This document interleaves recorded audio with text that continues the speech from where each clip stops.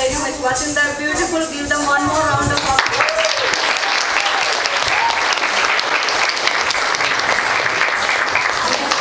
Our keynote address by Dr. Ganapathy Mahalingam is a professor of architecture at North Dakota State University and also a renowned author. He has published a number of books on Amazon. One of them is a bestseller. So I would like to invite Dr. Ganapathy Mahalingam on stage. He holds a PhD in architecture, which he earned from the University of Florida in 1995, and he lives in Fargo, with his wife, Mrs. Gayatri Ganapathy. Thank you very much, Dr. Ganapathy Mahalingam.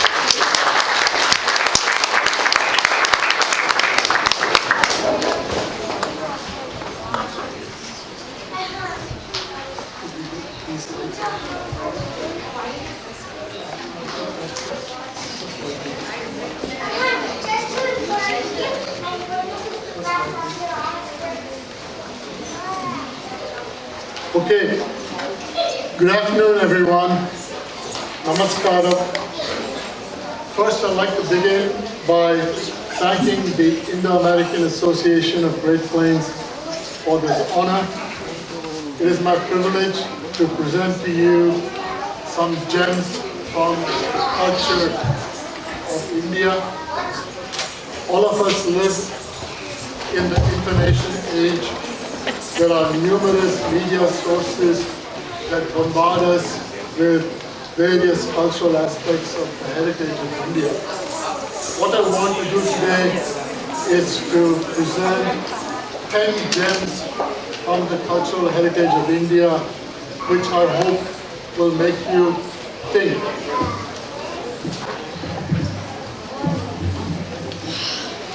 I hope these are rare insights and things you have not discovered before this presentation.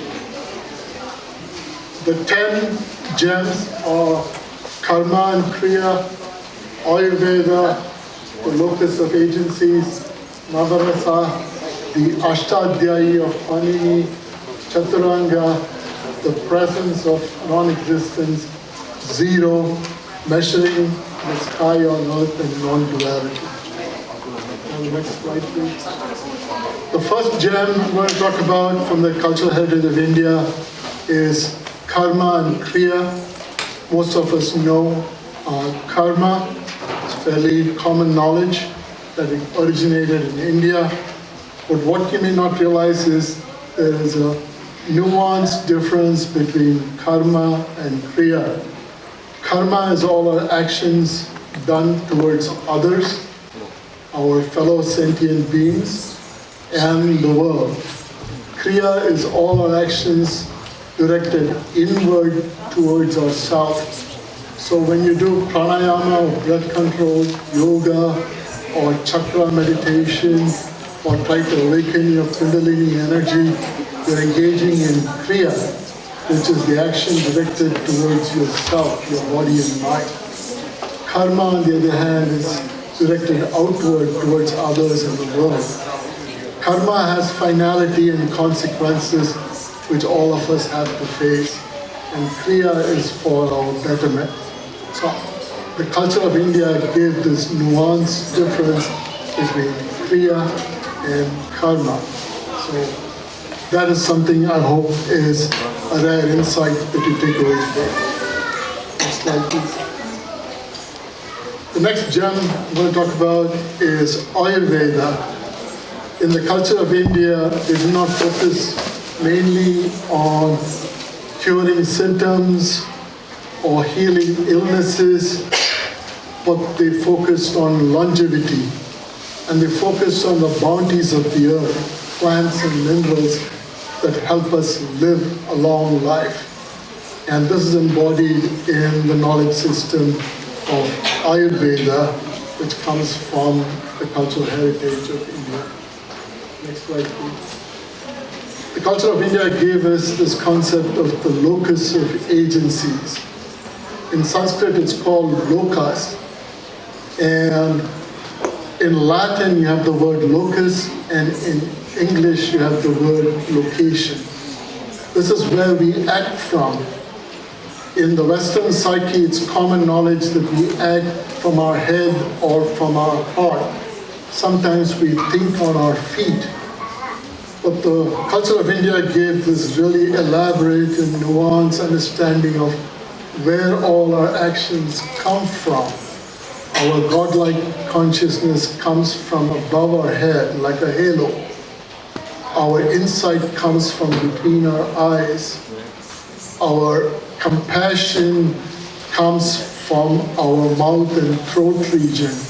Our cognition comes from our heart. Our willpower comes from our solar plexus.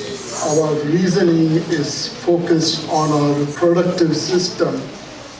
Our anchoring in time, space, and our memories is at the base of our spine.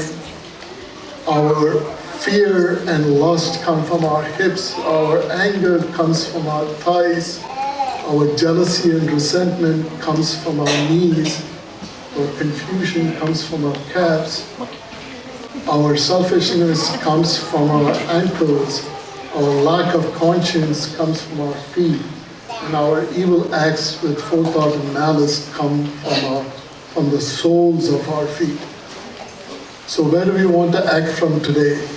From our halos or from the bottom of our feet? That's what we have to ask. And the French philosopher gave us this concept, Merleau-Ponty gave us this concept of body schema. The culture of India gave us a really elaborate body schema for all our actions. The next gem I'm going to talk about is the Navarasa, or the 9 emotions. The arts in India, their main purpose was to evoke emotions, and these are the 9 emotions. Shringar, which is love or attractiveness. Hasya, which is laughter. Karuna, which is compassion. Raudra, which is anger. Veera, which is a feeling of heroic emotion. Vibhatsa, which is disgust. Adbhuta, which is wonder. Bhayanka, which is fear. And Shanta, which is peace. So the performing arts and all arts were evaluated on their ability to evoke emotions. This is in contrast with Western civilization, which placed emphasis on aesthetics, which were measured using abstract concepts like ratio, proportion, harmony, balance, rhythm, and things that are numerically calculated. The arts in India were always about evoking emotions. Performing arts, musical arts, even the painting arts were supposed to evoke emotions, and that was their focus. Next slide. The Ashtadhyayi of Panini was a system of rules that would take verbal roots and noun stems and convert them into words and sentences using inflections. Sanskrit words and Sanskrit sentences could be generated perfectly with the 3,995 rules of the Ashtadhyayi. Modern computer scientists have studied Panini's Ashtadhyayi, and they're trying to create now natural language processing systems that apply the 3,995 rules of the Ashtadhyayi to generate language, much like GPT does in ChatGPT application. So it has this foundation in the culture of India, a system to generate words and sentences in a perfect language, and that's what Sanskrit means, well created. The culture also gave us this gem. This is Chaturanga or Shatranj, what we know today as the game of chess. Ancient rulers in India used to play these strategic games with real human beings. On the left is an image of the Pachisi court in Fatehpur Sikri in Agra. And rulers used to sit on that platform, and they used to play this game of Pachisi, which many older people in the audience will know as the board game Ludo. And the people would move on these game boards, real humans, and they would play this game. We hear of the phrase, someone is a pawn in someone's strategy. That came from these ancient rulers playing shatranj or chess and pachisi with real people on these full-scale game boards. Next slide, please. The culture of India gave presence to non-existence. The image on the right is of the Kailasha temple in Ellora. It was created by carving into the mountainside. First, the people who created the temple had to give presence to non-existence, everything that was not the temple, and remove it to leave the temple in place. On the left is a 3D printed version of a South Indian temple created by my students at North Dakota State University. There the temple is built up in an additive process. This is the contrast between the two civilizations. Western civilization building with the metaphysics of presence and adding what is present, and the culture of India, which gave presence to absence or non-existence, and then removed it to create something that exists. Next slide. The culture of India gave us zero, the numeral, zero, the placeholder, and zero as a part of the decimal system. In the golden age of Islam, this knowledge was transferred to Renaissance Europe, where the Islamic cipher became the Italian Zefira and Zevero and then zero. So all of scientific calculation and computation owes its depth to the invention of the numeral zero as a number, as a placeholder, and as a part of the decimal system to the culture of India. This gem is from the world of architecture. This is a building that is an astronomical instrument. The ancient people of India built these buildings to measure the sky. That building is a scientific instrument that measures the sky, the path of the sun and the constellations and everything that's in the sky. They did not have telescopes at this time, but they had these buildings that would carefully calibrate and measure the sky. So this was a gem from the architecture of India. And the final gem I'm going to leave you with is one of the finest concepts in philosophy, the concept of non-duality, which was refined and perfected in India as the system of Advaita, refined and perfected by the great sage Shankara. It posits that there's only one thing that exists, which is the consciousness of existence, which is an embodiment of both truth and happiness. Shankara goes on to elaborate Advaita in very definitive terms in his various works. But knowing that there's only one existence, the concept originated in the Vedic culture of India and was culminated in Shankara's Advaita. Now, with the advent of generative AI and a lot of these creative technologies that are emerging, the culture of India is poised to move into a new phase. This is an AI-generated image of one of the Navarasas, Adbhutam, which is wonder.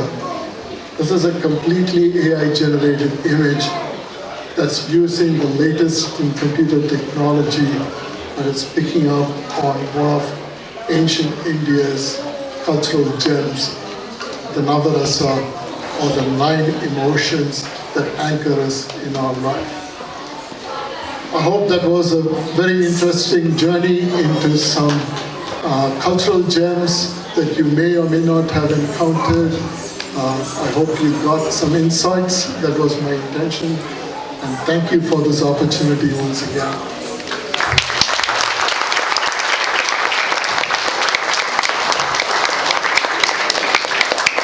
Thank you, Dr. Ganapathy Mahaligam. That was a very insightful speech.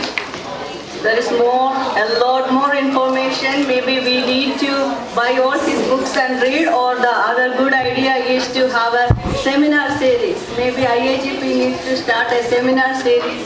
Maybe we need to talk with the Clay County Historical Society and have started a seminar series on the heritage of India. That would be a good idea. So the next performance is a very traditional form of Bharatanatyam, where you will get to see all the Navarasas that he was explaining in his speech. So this dance is all about the universal mother, goddess Ambika. The universe exists to us as a mother who is giving us birth, the first teacher of us, giving us knowledge. So the next form, maybe she will be appearing as the nurturing mother, caring mother. So who is in Indian tradition, we call her as Lakshmi.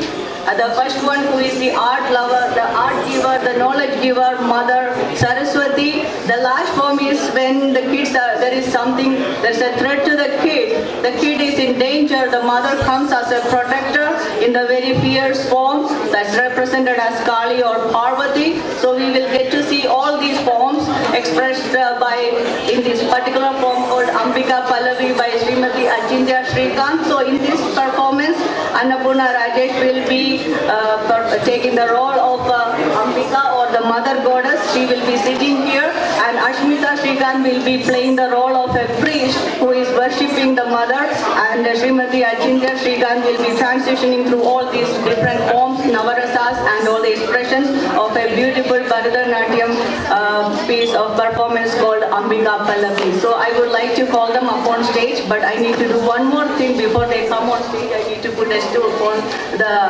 performer to say. Thank you very much. Here, Achintya Shrikant, Ashmita Shrikant, Annapurna Rajesh on stage.